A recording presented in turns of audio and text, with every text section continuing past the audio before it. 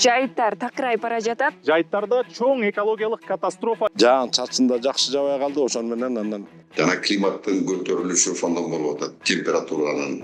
Биздики ал тамырына чейин коюп атат, деградацияга ошонун негизинде көп учуруп атат. Негизи Кыргызстанда бул порода, алатоо породасы жок болуп баратат. Малдын туягын азайтып, сапатка өтүү зарыл. Кыргыздын жашоосун малсыз элестетүү кыйын. Бул биздин тамак ашыбыз, экономикабыз, инвестициябыз дагы. Бирок бул тармак чоң коркунучта. Анткени жыл сайын малдын саны көбөйүп, жайыттар азайып баратат. Жайыттарда чоң экологиялык катастрофа жакындап бара жатканын билесизби? Күн ысып, жайыттар такырайып бара жатат. Мындай кете берсе болбойт. Президент айткандай, малдын туягын азайтып, сапатка өтүү зарыл. Бул видеодо биз жайыт маселеси канткенде жаратылышыбызды сактап калабыз, кантип сандан сапатка өтөбүз, реалдуу мисалдар менен айтып беребиз. 67 жаштагы Памир Сариев сайыз убагынан бери эле мал чарбачылыгы менен алектенет. Бул тармактын ысык суугун мыкты билет. Азыркы тапта Сокулуктун Төшбулак айылында асыл тукум кой кармаган фермасы бар. башында мен бир меронос ак кой бакчымын. Ошолордун жүнү кымбат болот деп жүнүн кыркып, кийин жүнү да баа болбой калды, жүнүн да эч ким албай калды. Анан барып базарга алып барганда косуларын, бул меронос косуларды 3000ден сатчубуз биз. Мындай куйруктуу гисар койлордун косуларын 5000ден сатчу.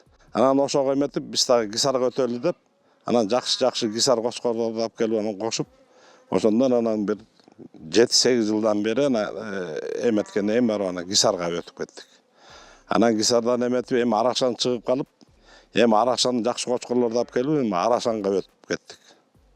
Ошондой асыр жармы гисар, жармы Арашан аралаш. Карманыбыз койдон тышкары буры швиц породасында уйларды дагы кармайт. Асыл тукум мал жергиликтүү малдай эле бирдей жеп ичет, бирок берген эти, сүтү бир топ кирешелүү экенин белгиледи. Толугу менен жаңы чарбага өтүү үчүн 5-6 жыл керек делет экен. Жайыт маселеси дагы курч. Жай сайын суусабыр жайлоосуна көчүп кетип, келгенде малын корооду кармайт. Акыркы 5-6 жылда жаан чачын жаабай жайыттарды таш кум басып калганын айтып кейди. Союздун убагында койлордун баарын тең суусамырга айдап барып кетишип, биякта эч мал калбай калып эле бул жайыттын баары тең чөбү чыгып, уруктары чүп, чөбү чыкчы эме кылчы. Азыр баары тең эле мен билем деп эле мен анча-мынча үйүм кой кармап алып эле ошол жерге жая берем деген менен, ошон менен анан бул жаан чачында жакшы жабай калды, ошон менен анан бияктан ошо чөптүн, жайыттын эмеси кетти да. Былтыркы жыйынтык менен өлкөдө 6,5 миллион кой эчки, ирүү мүздүү мал 2 миллионго жакын жана 560 миңден ашуун жылкы катталган. Жана бул сандар жылдан жылга өсүп жатат. Албетте жайыттардын аянты чектелүү. Жалпы 9 миллион гектар жайыт болсо, анын 5 миллион гектардан ашыгы гана колдонулат. 2 миллиондон ашыгы асказоо, таш баскан пайдаланылбаган жерлер. 1 миллион 800 миң гектар жайыт деградацияга учурап жараксыз болуп калган. Мунун бир топ себеби бар. Бир, кой эчкилер. Булар чөптү тамырына, бактарды кабына чейин жулуп, сыйрып жегени үчүн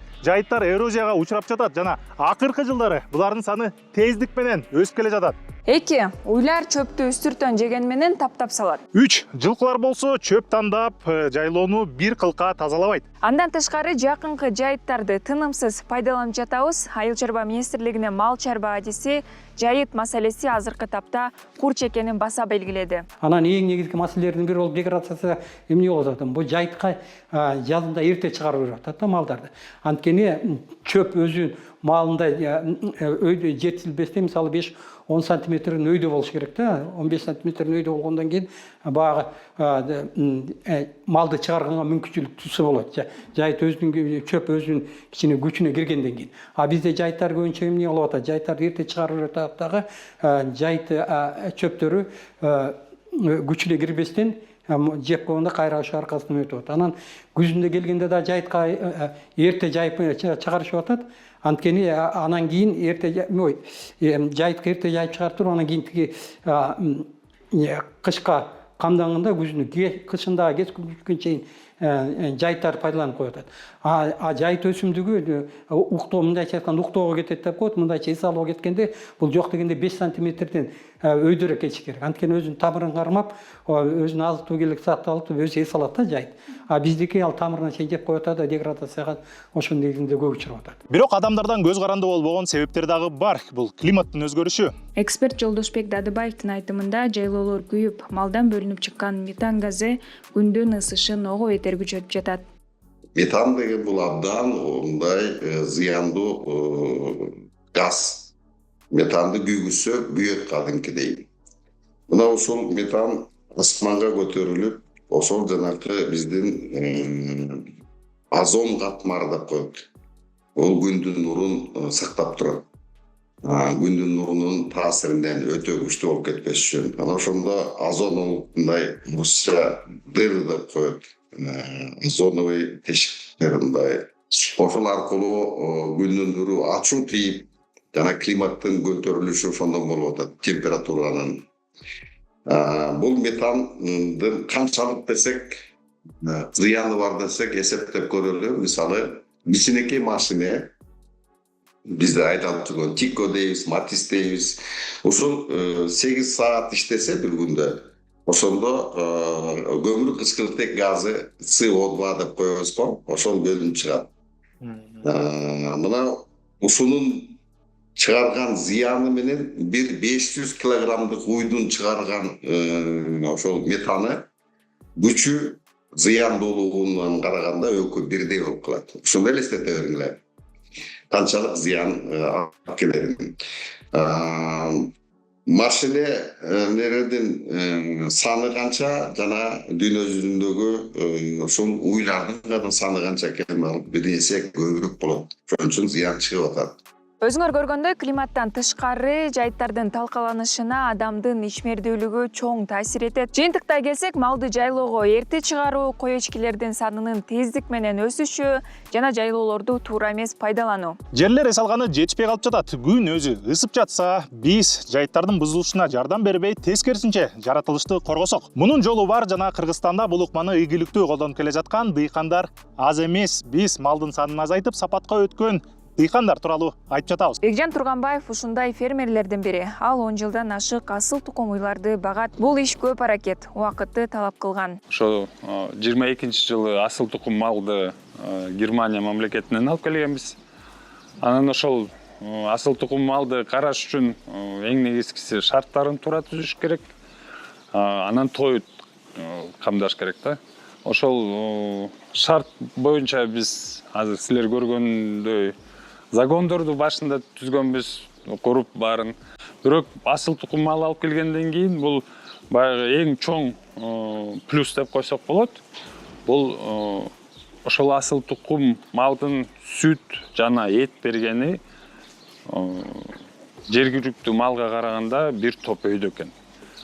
Эт жагынан карасак, биздин букалар баягы багылып букаларды этке сойгонубузда 2 жаштык букаларыбыз, 2-2,5 жаштык букаларыбыз 450 килограммдан алды 550 килограммга чейин жетти.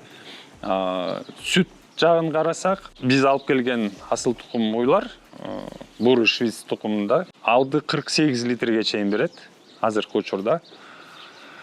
Жергиликтүү уйлар эми жаман деп айтсак болбойт, бирок ошондой жыйынтыкка көбү жетпейт экен да. Жергиликтүү уйлардын балким кеберкилери деле 40 литр берет. Бирок асыл тукум мал мындай орто эсеп менен да. Биз мисалы өзүбүз чарбабызда эсеп чыгарабыз. Азыркы күндө асыл тукум уйлар 26 литр күнүмкү орто эсеп менен көлөмдө сүт берет. Жергиликтүү уйлар ошол эле тоют менен, ошол эле багуу менен, ошол эле карайбыз, ошондой эле бирдей эле 19-19,5 литр да бир күндөгү орто эсеп менен сүт берген.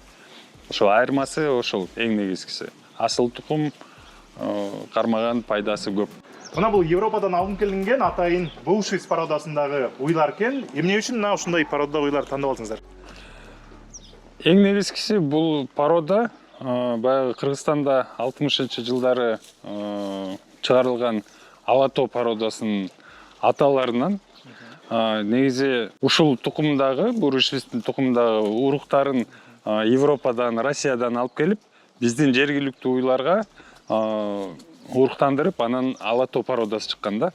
Кыргызстанда бул эң негизгиси мындай биздин шартка, биздин тоо ташка туура келген, биздин тоютубузга туура келген порода деп эсептелинет. Анан негизи Кыргызстанда бул порода, ала тоо породасы жок болуп баратат. Ошону кайра чыгарган, өндүргөн аракеттебиз да. Турганбаевдин фермасында 100гө чукул уй бар. 2023-жылы асыл тукум чарбасы статусу берилген. Сандан сапатка өткөндөргө өкмөттөн атайын жеңилдетүүлөр каралган. Былтыр Турганбаевка жер бөлүнүп, чарбасын кеңейткен. Бул эле эмес, мамлекеттен башка колдоо программалар дагы бар. Биздин фермерлерге арзандатылган кредиттер берилип атат, жеңилдетилген кредиттер, мындайча айтканда. Берилип атат, ошонун негизинде малдын сапатын өткөрүп. Ошол эле убакта мына быйыл жакшы демилик болду, былтыр мындайча айтканда 6 миллион акча бөлүнүп, жасалма уруктандыруу боюнча сырттан жакшы асыл тукум букалардын уруктарын алып келип туруп, мына бекер таратылып берилди. Алда болсо ошо жайыттарга чыккан малдын сапатын жакшыртып, башын азайтуу боюнча иш алып баруу боюнча. Бирден бир себеби эмне болот? Ошондо малдын башы азайса, жайыттардын деген туягы тапталганда менен жайыттардын туякка болгон басымдуулугу азаят, жайыттарга басымдуулугу азаят туяктан болгон. Ал эми жайыттар ошол убакта жакшыртка мүмкүнчүлүк түзүлөт да.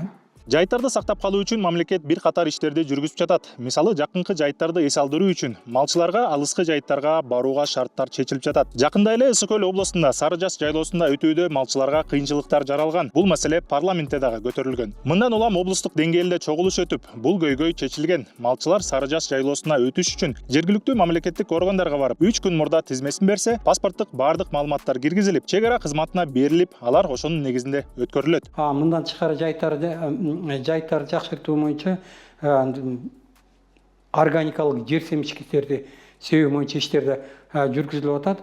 Белгилей кетсек, бул 2024-2029 жылдарга жайыттарды жакшыртуу боюнча Кыргыз Республикасында программа кабыл алынган. Ошонун негизинде иш алып барылып атат. Бул багытта 3 багытта иш алып барылып атат. Бул жайыттарды жакшыртуу. Биринчиден, жайыттарды өрөөн себүү аркылуу жакшыртуу. Экинчиден, жайыттарга органикалык жер семичкичтерди, андан сырткары жайыттарга эс алдырууга калтыруу боюнча иштерди алып барылып өтүп атат. Мына 2 жылдан бери ар бир жылда бул ошол программа ылайык 400 быйыл 2025-жылы 401 миң гектардан ашык жер эс алдырууга калтырылып, жайыттардын абалы жакшырган да. Жайыттар жараксыз болуп калса, аны калыбына келтирүү өтө узак мөөнөттү талап кылат. Эң башкы көйгөй мына ушундай: климаттын өзгөрүп, күндүн ысышы, малдын 2 эсе көбөйүшү. Андыктан абалды ого бетер курчутпай, жайлоолорду, жайыттарды туура пайдаланганды үйрөнүшүбүз зарыл. Бул абдан маанилүү. Ооба, Кыргызстанда калктын басымдуу бөлүгү малчылык, дыйканчылык менен жамбагат үй бүлөлөрдүн негизги киреше булагы. Буга карасак, сандан сапатка өтүү карапайым элге кымбатка турушу мүмкүн. Жайыт бул арзан тоют, бирок акырындан аракет кылбасак, таптакыр эле жайыттар жок болуп кетиши мүмкүн. Андыктан климаттык өзгөрүүлөргө туруштук берүү азыртан башталышы керек. А сиз сандан сапатка өтүүгө даярсызбы? Комментарийге жазыңыз жана бул видеону бөлүшүңүз.